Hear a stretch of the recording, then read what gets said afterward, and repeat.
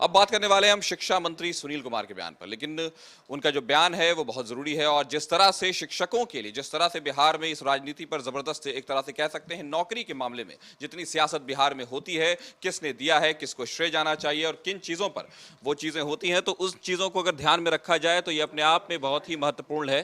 तो अगर हम आपको बताएं कि शिक्षकों के लिए बड़ी खुशखबरी यह है कि शिक्षा विभाग की ओर से ट्रांसफर पोस्टिंग की प्रक्रिया अंतिम चरण में है। शिक्षा मंत्री सुनील कुमार ने कहा है कि 2-3 दिनों में इस संबंध में रिपोर्ट मिल जाएगी, इसके बाद प्रक्रिया को आगे बढ़ाया जाएगा। इस खबर पर ज्यादा जानकारी के साथ हमारे सहयोगी प्रीतम जी हमारे साथ जुड़ेंगे और हम बात करेंगे उस पर कि ये जो एक बयान आया है, ये जो एक बड़ी बात है ट्रांसफर पोस्टिंग को लेकर के, ये मसला बहुत दिनों से चल रहा था और उसको लेकर अब 2 से 3 दिनों में रिपोर्ट सामने आ जाएगी। हम इस पर प्रीतम जी से बात करेंगे। प्रीतम जी बताएं पूरी बात क्या है और जो जिस बारे में ये बातें कही जा रही हैं, सुनील कुमार का ये बयान आया ट्रांसफर पोस्टिंग को लेकर के, टीचर्स बहुत दिनों से असमंजस में थे, उनके घर वाले भी, तो कहीं ना कहीं माना जाए कि एक खुशखबरी है, एक राहत की खबर।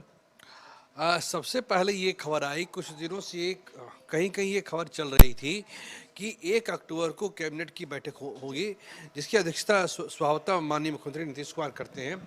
और उस बैठक में नियोजित शिक्षक सक्षमता परीक्षा पास 1,70,000 से अधिक नियोजित शिक्षकों से के ट्रांसफर पोस्टिंग से जुड़ी नियमावली को मंजूरी मिलेगी।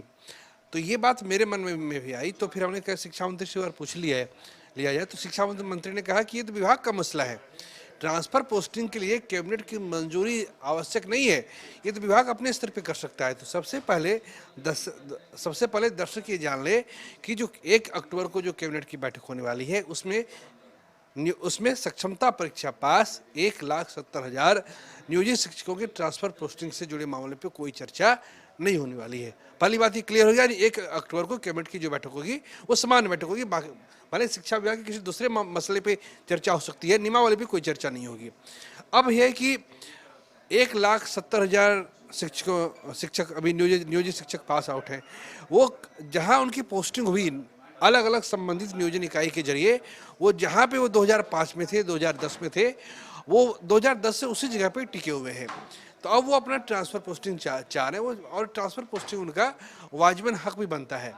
शिक्षा विभाग ने इस बारे में कहा है, जो शिक्षा मंत्री है उन्होंने कहा है कि 2-3 दिन में जो है सारी रिपोर्ट आ जाएगी, अलग अलग जो डीईओ है और डीपीओ है उनसे जब रिपोर्ट आ जाएगी तो उस रिपोर्ट को समेकित रूप से वो स्टडी की जाएगी और फिर इस पर काम शुरू होगा।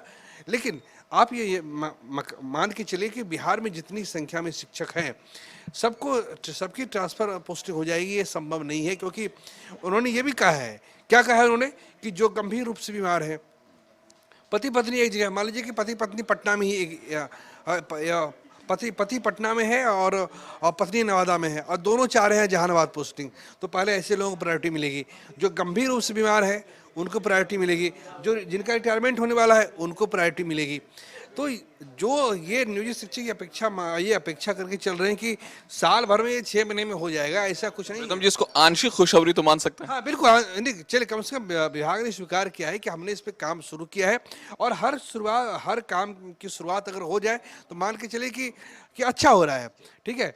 तो हम मान के चलते हैं कि अगले कुछ दिनों में इस पे कोई बड़ी खबर आएगी, लेकिन यह है कि थोड़ा समय लगेगा, लेकिन शिक्षा विभाग ने रिपोर्ट मंगानी शुरू कर दी है और मान के चलते हैं कुछ बेहतर होगा।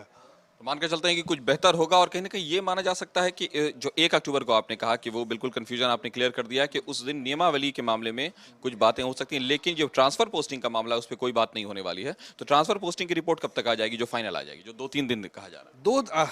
उन्होंने विधानसभा में ये बात कही थी, जब उससे सवाल पूछा गया था तो उन्होंने कहा था कि हम 30 सितंबर तक इसको कर लेंगे।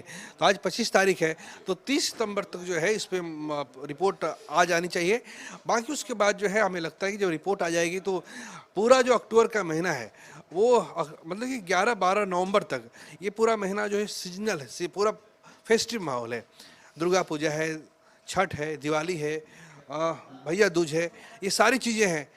ऑफिस अवकाश पे रहेगा, लोग अवकाश पे रहेंगे, तो इसमें थोड़ा विलम्ब होगा। लेकिन हम मान के चलते हैं कि दिसंबर तक जो है इस पर आपको पहले जो ट्रांसफर पोस्टिंग की खबर है कि फलना कोई पंकज कुमार शिक्षक है भागलपुर के, उनका ट्रांसफर हो गया पटना, ये पहली खबर आने में आपको अभी कम से कम 90 दिन का इंतजार करना पड़ेगा। मतलब अभी जो ट्रांसफर पोस्टिंग को एक्शन में आने में कम से कम 3 महीनों का इंतजार करना पड़ेगा। तो यही है बड़ी खबर जो हम आपको बता रहे हैं कि किस तरह से ट्रांसफर पोस्टिंग के मामले में जिस तरह से बातें चल रही हैं। फिलहाल 2-3 दिनों में रिपोर्ट जरूर उसकी आ जाएगी, लेकिन उसको कार्यान्वित होने में वक्त लगने वाला है। तो फिलहाल वक्त एक छोटे से ब्रेक का।